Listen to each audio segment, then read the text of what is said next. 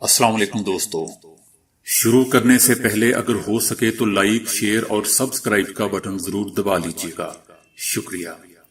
دنیا بھر کی خبروں میں آج آپ سنیں گے کہ کورونا کے اہم شخصیات جاری آیت اللہ سید ہاشم بتائی چل بسے۔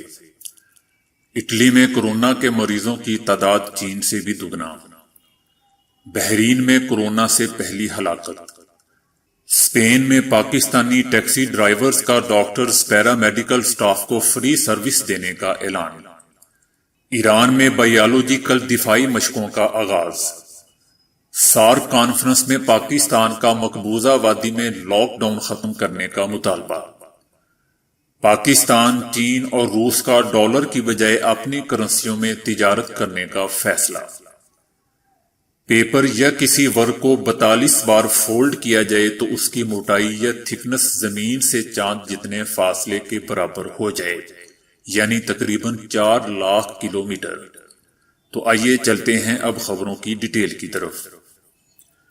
کورونا کی اہم شخصیات جاری ہے۔ ایرانی مجلس خبرگان رہبری کے رکن آیت اللہ سید ہاشم بتائی چل بسے ہیں۔ برطانوی رکن پارلیمنٹ کیٹ اوسبورن بھی اس سے متاثر ہو چکے ہیں۔ اس سے پوری دنیا مبتلا ہو گئی ہے۔ متعدد ممالک نے سرحدیں بند کر دی ہیں۔ فضاؤں میں اڑتے جہاز بھی کم ہونے لگے ہیں۔ اس نے ایران میں مزید 129 زندگیاں نگل لی ہیں، جن میں مجلس خبرگان رہبری کے رکن آیت اللہ سید ہاشم بتائی بھی شامل ہیں۔ متاثرین کی تعداد 14,991 ہو چکی ہے۔ خلیجی ممالک بحرین میں اس سے پہلی ہلاکت رپورٹ ہوئی ہے۔ دبئی میں تمام سینما گھر، بارز اور ساحلی مقامات بند کر دیے گئے ہیں۔ یورپی ممالک اس وقت پوری طرح اس کے شکنجے میں آ چکے ہیں۔ اٹلی میں 1800 سے زائد اموات ریکارڈ ہو چکی ہیں۔ لاک ڈاؤن اسپین کی صورتحال بھی خراب ہوتی جا رہی ہے۔ یورپ نے ایک دوسرے کے ساتھ سرحدیں بند کر دی ہیں۔ تھائی لینڈ کے آرمی ویلفیئر چیف بھی اس سے متاثر ہو چکے ہیں۔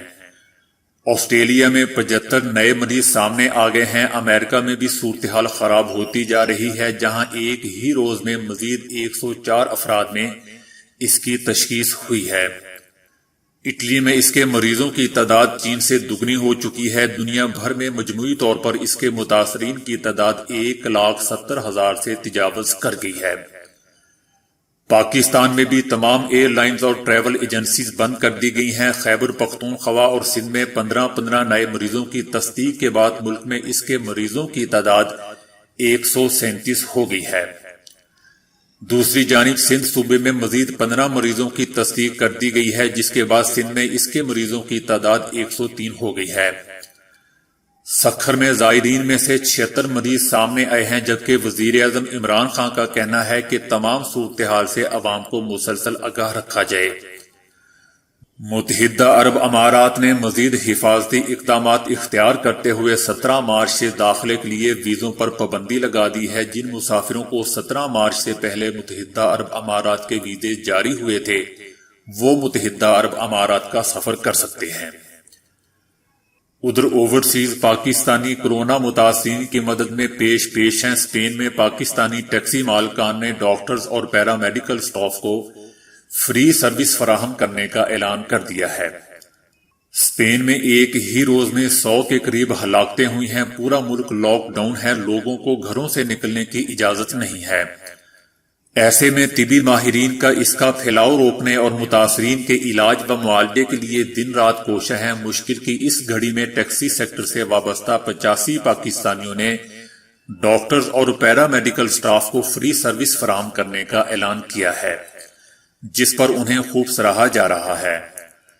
دوستو، ہیلپ یا مدد کے واسطے دنیا میں پاکستان کو پہلے ہی سراہا جاتا ہے۔ ادھر ایران نے بائیولوجیکل دفاعی مشقوں کا اعلان کرتے ہوئے ملک میں 300 آرمی میڈیکل سینٹر قائم کرنے کا فیصلہ کیا ہے۔ میجر جنرل سید عبدالرحیم موسوی کی قیادت میں اعلیٰ افسروں کا اجلاس ویڈیو کانفرنس کے ذریعے منعقد ہوا، جس میں ملک بھر میں موجود آرمی میڈیکل مرکز کے علاوہ 300 جدید میڈیکل سینٹر قائم کرنے اور بائیولوجیکل اور حیاتیاتی دفاعی مشقوں کا آغاز کرنے کا فیصلہ کیا گیا ہے۔ جنرل سید عبدالرحیم موسوی نے کہا ہے کہ سپریم لیڈر کے حکم پر ملک میں کورونا کے مقابلے اور بائیولوجیکل دفاعی مشقوں کے لیے امام رضا علیہ ہیڈ کوارٹر قائم کر دیا گیا ہے۔ ادھر پاکستان نے کورونا سے متعلق سارک ممالک کی کانفرنس میں بھارت سے وادی پر عائد پابندیاں ختم کرنے کا مطالبہ کیا ہے۔ بھارت کی درخواست پر کورونا کے حوالے سے ہونے والی اس کانفرنس میں وزیر اعظم کے معاون خصوصی برائے صحت ڈاکٹر ظفر مرزا نے پاکستان کی نمائندگی کی۔ ڈاکٹر ظفر مرزا نے بھارتی وزیر اعظم مودی اور رکن ممالک کے سامنے مقبوضہ وادی کے لیے آواز بلند کی۔ کورونا سے تحفظ کے لیے ادویات، ضروری سامان اور اطلاعات تک رسائی وادی کے لوگوں کا حق ہے۔ انہوں نے نریندر مودی سمیت سارک کے دیگر سربراہان کا ضمیر جھنجھوڑتے ہوئے مقبوضہ وادی میں لاک ڈاؤن ختم کرنے کا مطالبہ کیا۔ ادھر چین، روس اور پاکستان سمیت شنگھائی تعاون تنظیم SEO کے 8 رکن ممالک نے ڈالر اور پاؤنڈ کی بجائے مقامی و قومی کرنسیوں میں باہمی تجارت اور سرمایہ کاری اور بانڈ جاری کرنے کا اصولی فیصلہ کر لیا ہے۔ 18 مارچ کو ماسکو میں ہونے والی شنگھائی تعاون تنظیم کے وزرائے خزانہ کے اجلاس میں اس حوالے سے روڈ میپ طے کر کے دستخط کیے جائیں گے۔ رکن ممالک کے درمیان قومی کرنسیوں میں تجارت و سرمایہ کاری کے لیے طے پانے والے روڈ میپ پر تمام رکن ممالک دستخط کرنے کے پابند ہوں گے۔ ماسکو میں ہونے والے شنگھائی تعاون تنظیم کی کانفرنس میں چین، بھارت، روس، پاکستان، کرغزستان، تاجکستان، ازبکستان کے وزارت خزانہ اور مرکزی بینکوں کے نمائندے شرکت کریں گے۔ اس کے علاوہ ایران، افغانستان، بیلاروس اور منگولیا شنگھائی تعاون تنظیم کے مبصر ممالک ہیں، جو کہ تنظیم کی باقاعدہ رکنیت کے خواہش مند ہیں۔ اس کے علاوہ آرمینیا، ترکی، سری لنکا، نیپال، کمبوڈیا اور آذربائیجان شنگھائی تعاون تنظیم کے ڈائیلاگ پارٹنر ہیں۔ دوستو، اب امریکہ یا اس کے ڈالر کا کیا ہوگا؟ یہ سب تو ادھر ایک طرف اکٹھے ہو گئے ہیں۔ اگر شنگھائی تعاون تنظیم کے رکن ممالک کے درمیان تجارت اور سرمایہ کاری ڈالر اور پاؤنڈ کی بجائے قومی کرنسیوں میں شروع ہو جاتی ہے تو یہ ایک بڑی بلکہ بہت ہی بڑی پیش رفت ہوگی۔ اس سے رکن ممالک کی قومی کرنسیاں بھی مضبوط ہوں گی اور آپس میں تجارت اور سرمایہ کاری کو بھی فروغ ملے گا۔ میرے خیال میں دوستو، اس سال کورونا کے بعد یہ سب سے بڑی خبر ہے۔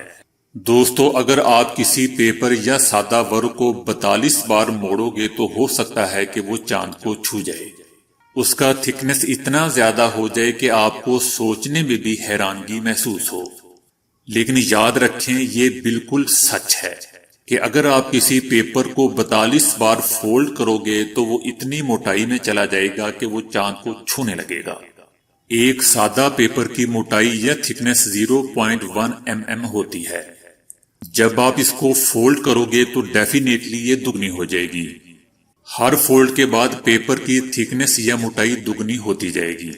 ایک بار اس کو فولڈ کرو گے تو اس کی موٹائی 0.2 ہو جائے گی، اس کے بعد 0.4 ہو جائے گی، اس کے بعد 0.8 ہو جائے گی، پھر 16، پھر 32 ہو جائے گی، اور اسی طرح آپ اس کو کرتے جائیں کرتے جائیں کرتے جائیں۔ جب 10 بار فولڈ کرو گے تو اس کی موٹائی یا تھکنس ہوگی 10.2 سینٹی میٹر۔ اب آپ لوگ سوچ رہے ہوں گے کہ 32 فولڈز باقی ہیں اور ہم چاند کے ابھی آس پاس بھی نہیں، لیکن یاد رکھیں کہ پیپر کی موٹائی تھی 0.1 mm۔ اگر اس لحاظ سے دیکھا جائے تو 10 بار فولڈ کرنے سے یہ اس سے 1000 گنا زیادہ ہو چکی ہے۔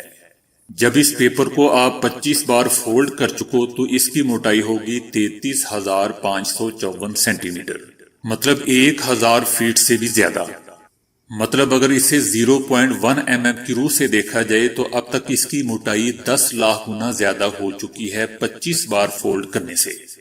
جب آپ اس کو 28 بار فولڈ کر چکو تو اس کی تھکنس یا موٹائی اتنی ہو جائے گی جتنا آپ کو اوپر فضا میں ہیلی کاپٹر اڑتا نظر آتا ہے، اور جب آپ اس کو 35 بار فولڈ کر چکو تو اس کی تھکنس یا موٹائی اتنی ہو چکی ہوگی جتنی دور تک فضا میں ہماری ایئر لائنز اڑتی ہیں، اور جب دوستو آپ اس کو 40 بار فولڈ کر چکو تو اس کی موٹائی یا تھکنس ہو چکی ہوگی 1,10,000 کلومیٹر۔